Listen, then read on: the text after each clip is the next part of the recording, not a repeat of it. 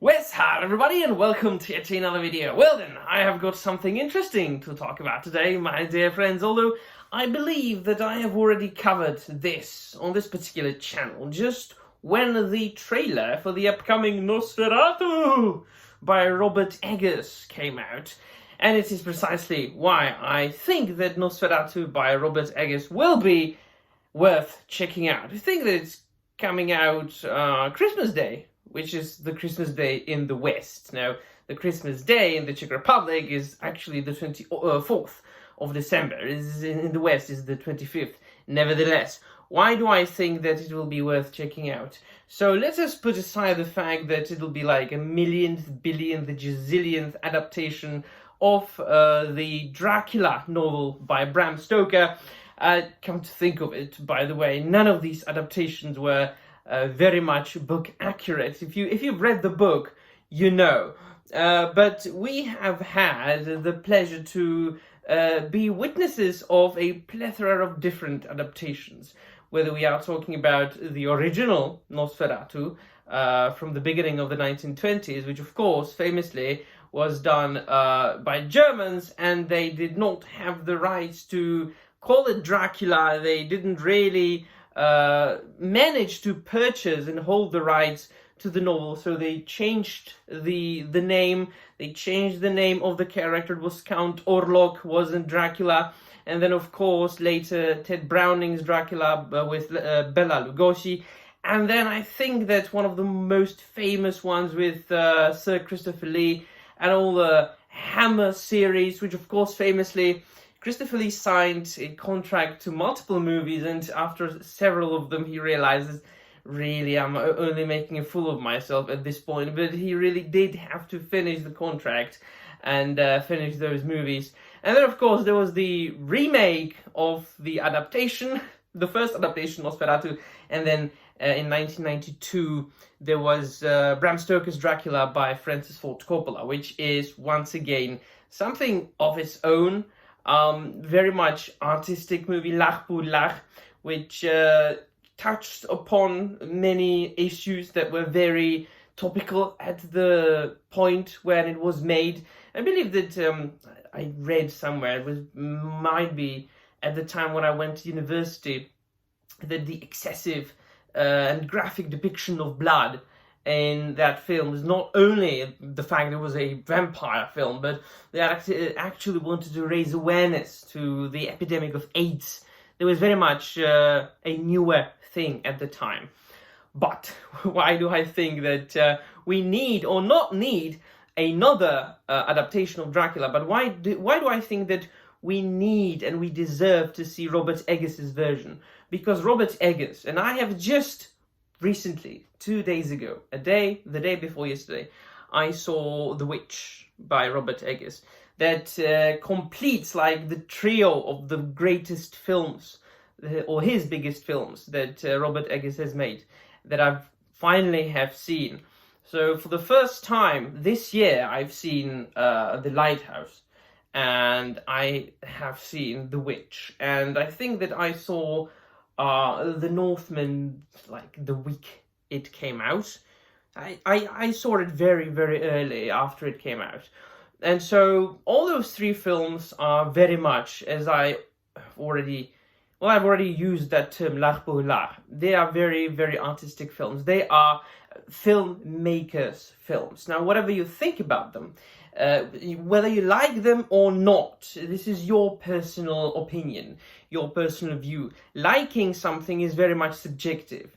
Now, the way you really criticize that particular work of art, or the way you explain your liking or you disliking the film, is another matter. Then we are venturing into the territory of being more objective, because criticism can be objective, and criticism is always either good criticism or bad or correct criticism or wrong criticism.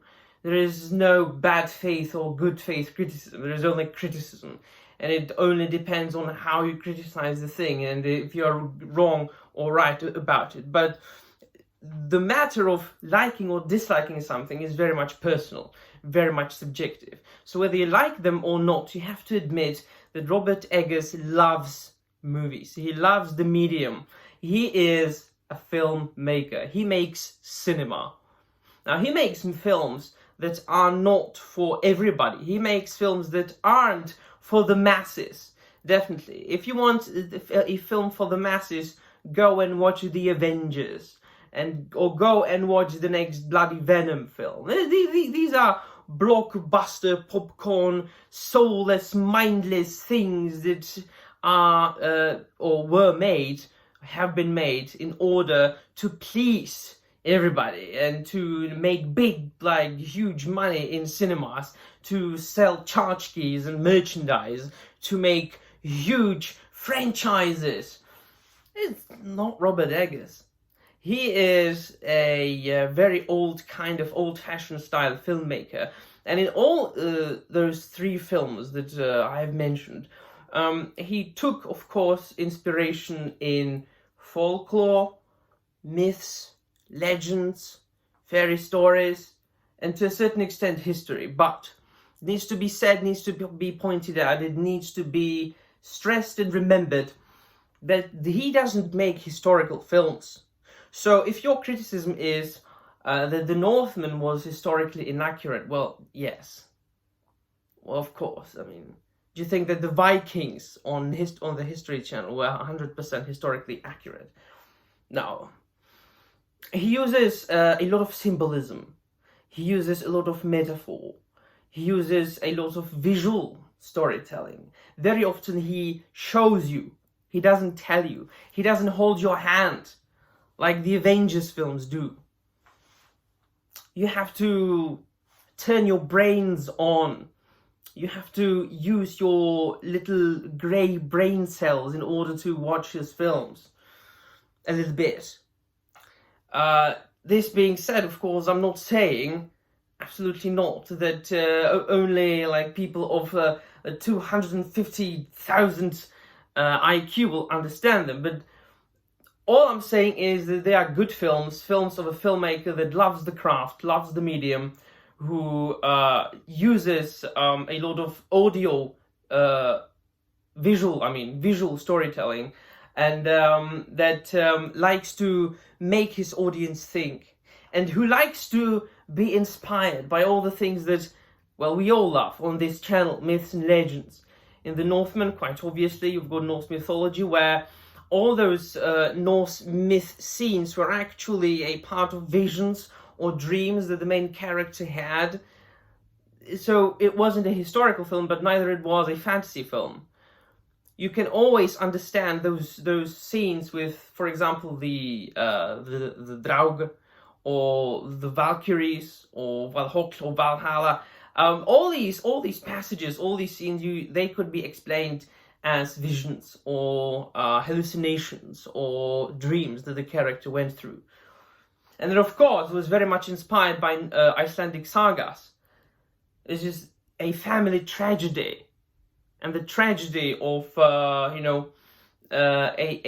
house's or a family's downfall, or a struggle, a fight for like supremacy in the family, being the head of the family, or revenge. A revenge story is very much common in Icelandic sagas. And then you've got The Witch, which obviously is very much rooted in folklore, very much rooted in this case American history, and the area of the pilgrimage, the colonization, and the superstition that a lot of people felt at the time. There was a lot of superstition in this time, day and age, and even in the previous times and previous days. Very superstitious and religious people believed in witches. Unfortunately, a lot of women suffered at the time for this, and so he took it and he added this little bit of spice of a real deal witch being there. Once again, all of it being a family tragedy. And then, of course, you've got The Lighthouse, which is a mental psychotic film. Of all these three films, The Lighthouse is the most l'art pour l'art film, which once again takes bits and pieces from legends and myths, like the mermaid, and all those like sailor stories and the seagulls, but also it is very much a venture into human mind, human psyche.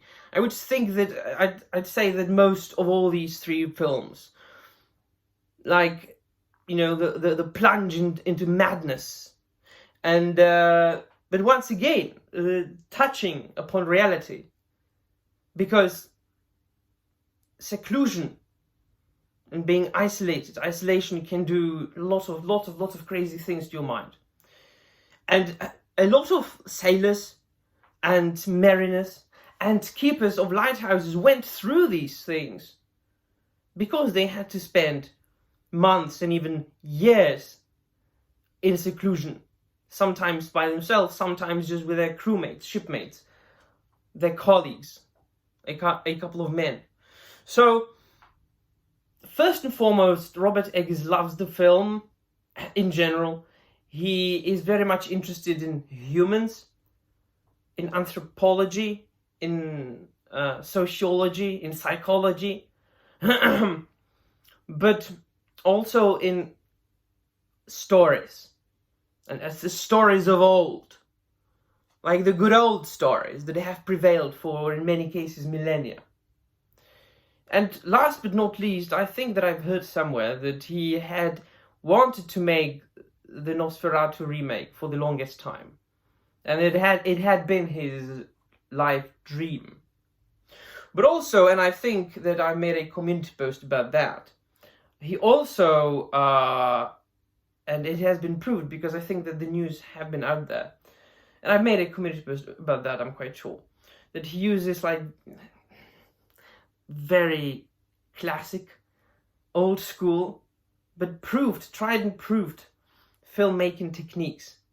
One of all that I can remember from my community post is that when they were filming the sequences in Transylvania, or the Transylvanian sequences, they only used candles to light the scenes. And they were regulating the lighting by lighting more candles or putting them out. And so I have faith in Robert Eggers as a filmmaker. I have faith in Robert Eggers as a storyteller. I do believe that his films are of a high quality. I believe that his films are cinema. Whether the film Nosferatu is an accurate adaptation of the film Dracula or not, and I don't think it will be, that hardly matters at this point. After having so many adaptations, after having so many Dracula films and stories, and none of them is really accurate. I just believe that we are going to get a